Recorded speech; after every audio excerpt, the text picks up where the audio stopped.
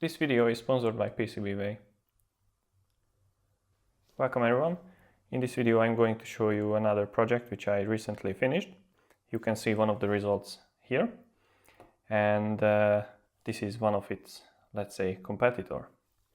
So I was thinking about this project for a while, and I mainly made this for, let's say, prototyping and learning purposes, but this can be a very nice, let's say, jumping board for other projects. So I think that the idea of this project is at least good for a feasibility study and also kind of a proof of concept study. But let's see what is this project and what we can use it for. And I guess you can already guess what this could be by just looking at this thing, because this thing is just simply a scale. We have a load cell here which is rated for 10 kilograms, and the popular HX711 module for load cells or strain gauges, depending on how you wire the things. So it is used for measuring weight. And then guess what? This can do the same in a bit smaller scale, but it can do it. And these are the PCBs, which are actually provided by the sponsor of this video, PCB. PCB can manufacture and even assemble your PCBs, and if this would not be enough, they can also offer CNC machining, 3D printing and other relevant services. And now they are even running a PCB design contest where you can win valuable prizes, and you can participate in the contest in 3 different categories. So head over to PCBway.com and check out their offerings. So I hope you like PCB services and you will use them for your future project. So these PCBs are created specifically for this project, and they have a funny shape for a reason. So in this part we have the electronics, and then my idea was to create some kind of strain gauge by drawing the same pattern here by using the traces as we have in a strain gauge. And then as you can see, this part is fixed by 4 screws and it has a foot here. Then this thing can bend. But then of course I got some issues, which is that this is basically a pure copper trace, so it has a very low resistance. And what is even worse is that when I bend it, then since we already have a low resistance, the additional change in the resistance due to the bending, tension or compression, depending on which direction you bend, will be very small. And then I cannot really, let's say, amplify that signal from this bending with this circuit. But the concept would have been that I have this part, which is just a very long conductor, which starts here, goes back and forth here, and goes back to this position, replacing one of the resistors in this Wheatstone bridge. So by the bending, I could throw the balance of this Wheatstone bridge, which would generate an output voltage or potential difference between the negative and positive side of the outputs of the Wheatstone bridge. And then that differential voltage between the, let's say, plus and minus part of the bridge would be amplified, let's say, at 2 stages with an old LM358 operational amplifier. And yeah, it's not the best design, but actually I kind of stole this design or borrowed the idea from this kind of module. And this module actually does the same. We have a strain gauge here, and then the rest of the bridge is located here, 3 other similar resistor values than the resistance of this thing, 350 ohms. And then we have a LM358 or some other circuits like this one, which I'm holding in my hand, has another operational amplifier, and the circuit is a little bit different, but basically it's just it's a dual op amp. And then the first part takes the differential signal and then applies some gain on it, and then the second stage also applies additional gain. And with the help of this potentiometer, we can offset the signal. So for example, this operates between 0 and plus 5 volts. So we can do that the, let's say, unstrained strain gauge generates a signal or generates a voltage level, which at the end creates 2.5 volts at the end here on the output. And then if I bend it in the, let's say, compression direction, then the voltage drops down towards 0. Or if I bend it in the tensile direction, the strain gauge, then the voltage goes from 2.5 up to 5 volts. Therefore, there would not be negative voltages, and because it's not possible in this thing, because it's not a negative voltage supplied op-amp here. So then we would simply just have the tension and the compression in the positive domain or range of the possible output voltages. And that's I just found the circuit drawing on one of the AliExpress links where I bought this device, and then I kind of used the same principles, plus I wanted to, let's say, build in the strain gauge inside this PCB. But then that failed, so I knew that it might not be possible, so I built one of the PCBs before shooting this video, as you can see. And then when I designed this, I actually left 4 jumper pin tabs here, or holes, like you see some jumper pins here, because I was thinking that I could use the full bridge made out of strain gauges, and then I could just simply connect them by these jumper pins. And then here you can see the missing resistor, because there is a strain gauge. I hope it's properly visible. So I just took super glue, and then I glued the strain gauge there and soldered it to the to basically the left side of these jumper headers. And then that basically replaces the missing resistor here with the strain gauge. So then that strain gauge, as I said, completes this Wheatstone bridge. If I bend the strain gauge in one of the directions, then that will throw off the balance of this bridge, and then the rest of the circuit takes care of the amplification of the output voltage of the bridge, and then output voltage appears here. And I will show you how this is built, and then I will do just some demonstration measurements, now only with some weights. I have a nice box full of weights. They are some sort of calibration weights, or I use them for calibration, but of course not the precise stuff. So I will just show the output voltage of this by multimeters. So then this project will be a very nice jumping board or starting point for my other strain gauge based projects where I will need amplification. So without wasting more time, let me build one of these boards and show you how it's built.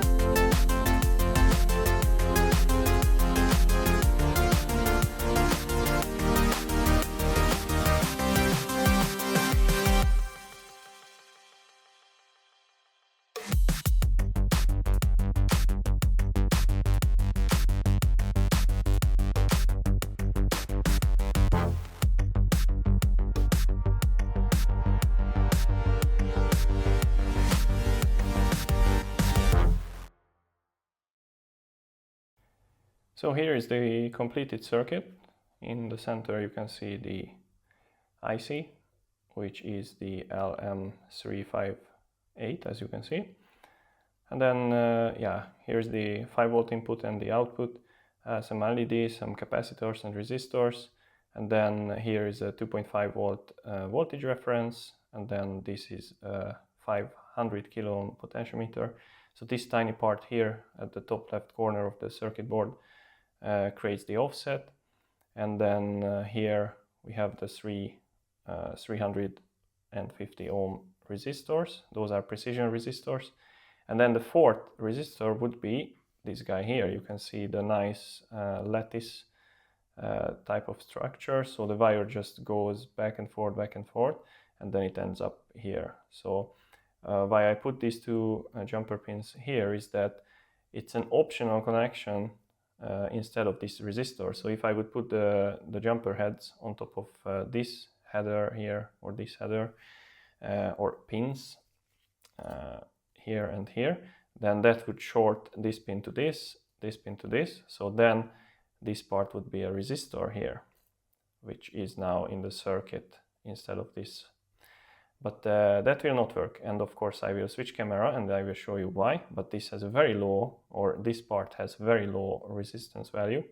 So then I just cannot work with it. But the concept works. And then just to show you as a reference, here is a strain gauge. And that has, first of all, this PCB is a pure copper trace. And this is not a pure copper, it's a copper nickel alloy. So like intrinsically has a larger or higher resistance, because we kind of contaminate, in this sense, we contaminate the copper with nickel. And then that kind of contamination decreases its conductivity or increases the resistance, and that is, in this application, it's a preferable side effect. So yeah, but here you can see the two, let's say, competing patterns. And then what I will do is that I will flip this board and I will show you the close-up, and I will glue this guy here, and then the end of the wires will end up here and here instead of a resistance. So this will be the resistance, and then as I will bend this thing, it will change its resistance, and with that it will throw off the balance of this bridge. And then I put another pin here, so we can measure the output voltage of the bridge itself, and then when we measure the output voltage here, we can see how large is the amplification in this circuit.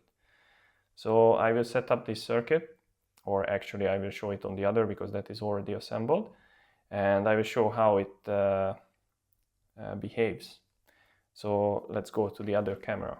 So before starting with the weight measurements and stuff like that, I want to show you the problem with this thing, with the resistive pad, let's call it like that, on this PCB. So now this multimeter measures the resistance of this small thing.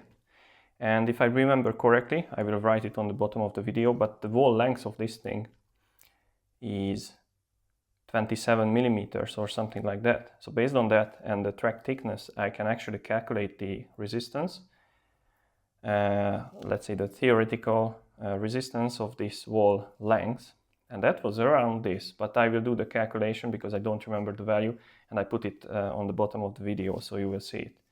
But the problem is that this is just barely 1.1 ohm, and then if I bend this, I cannot see the effect, because it's so minuscule effect, so tiny effect, that it just barely changes the resistance. So yeah, it doesn't work as I expected.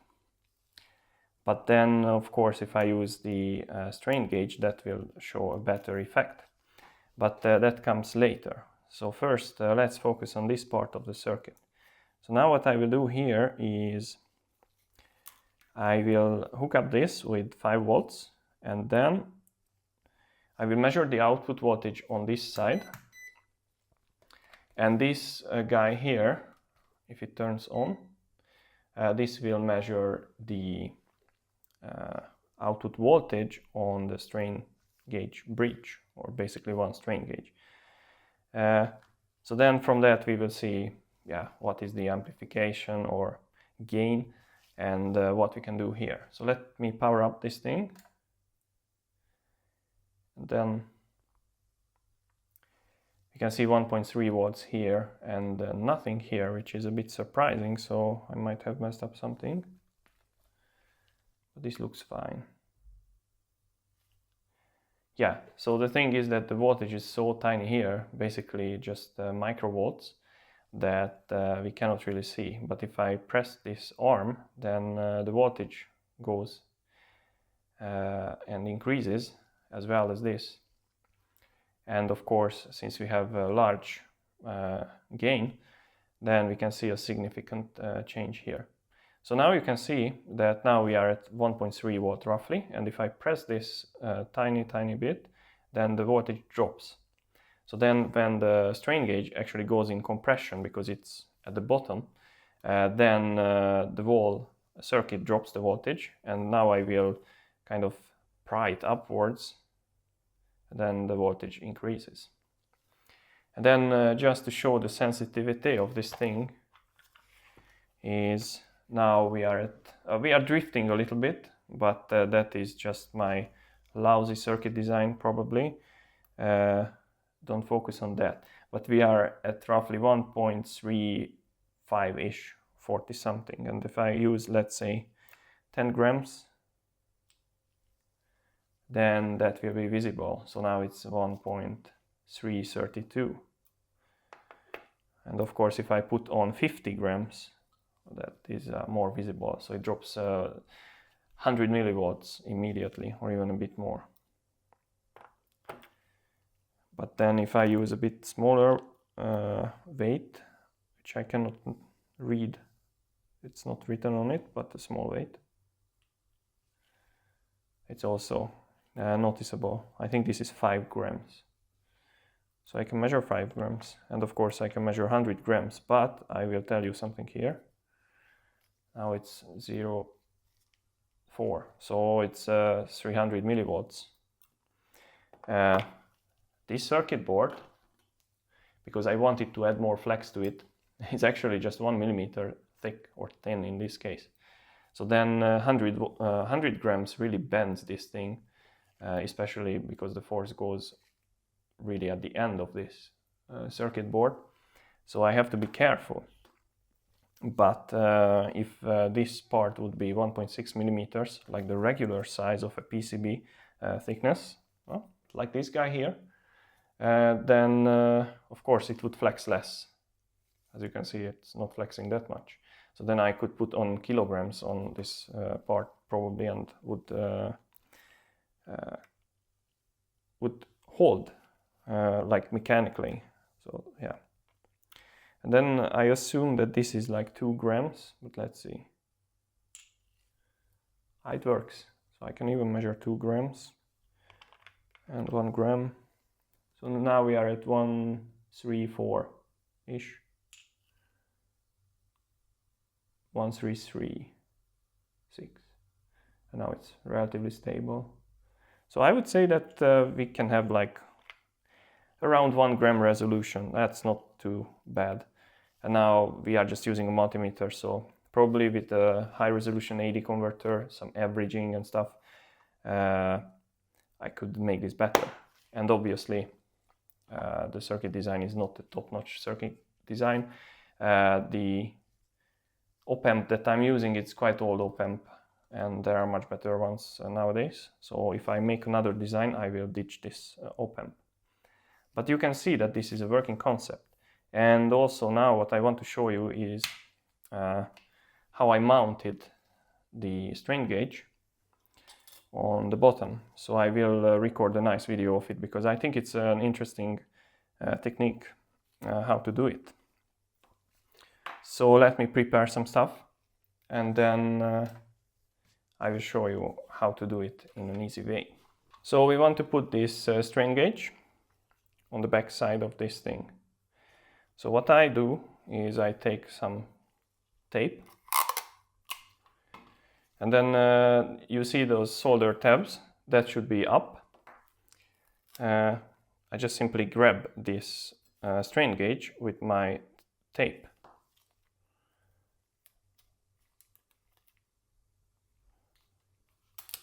Oh, like this. Now it's there.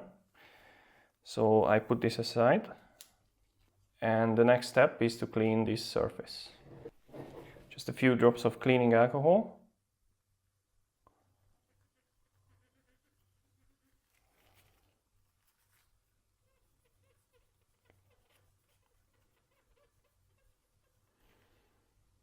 Now it's clean.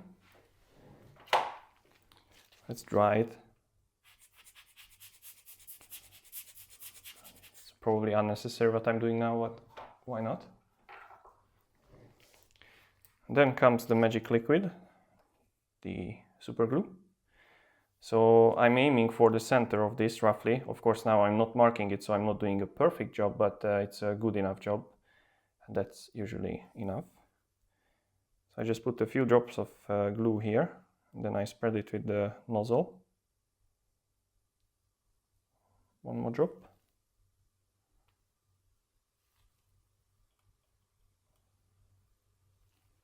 So maybe it's a bit too much, but you get the point. And now I have my strain gauge on the tape.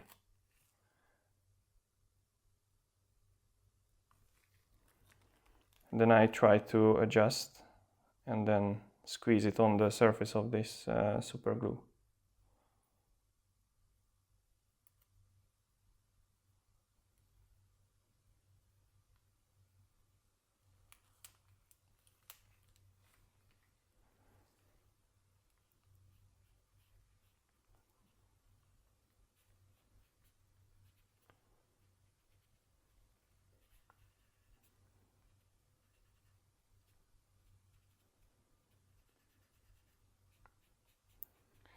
So why I'm stroking it is because I want to get rid of any kind of potential bubbles which are under the strain gauge. So I'm just pushing out the excess glue plus any trapped gas bubbles or whatever can be there. But you can see that this is getting there. And one funny thing about the super glue and this tape is that the glue layer on this tape actually doesn't bond with the super glue. So after roughly 5 minutes I will be able to just peel this off, and then since the super glue is already cured by that time, the strain gauge will stay attached to the bottom of this part. So let's wait a little bit and then let me peel this. So here is our little strain gauge. And as you can see, it's not perfect because the distance here to the edge is a bit smaller than here. So it's a bit twisted, but for our purpose, it's good enough again. So I will start to peel the tape and we will see if I fail or not.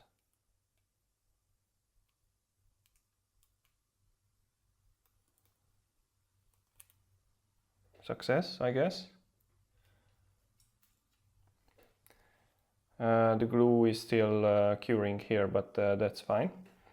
Meanwhile, I can make some work here.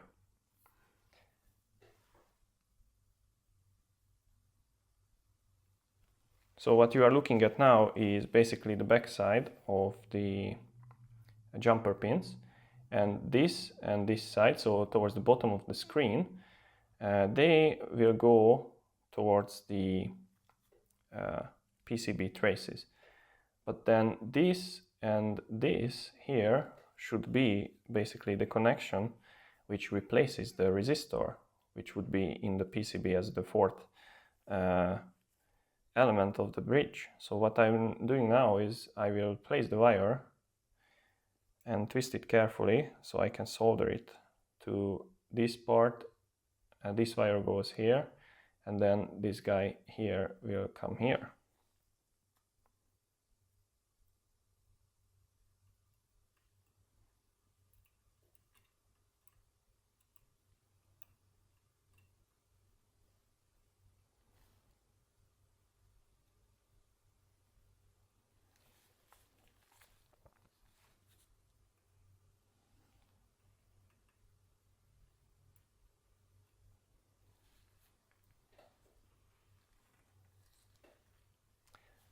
So I will try to solder these.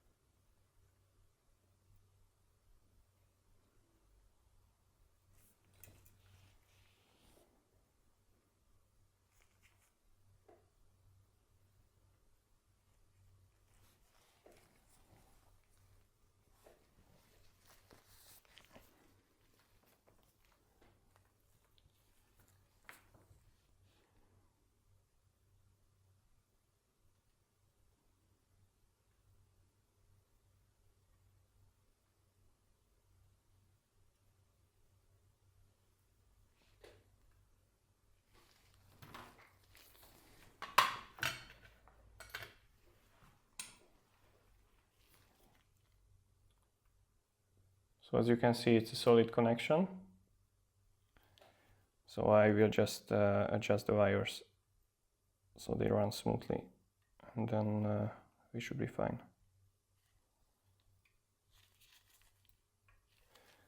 So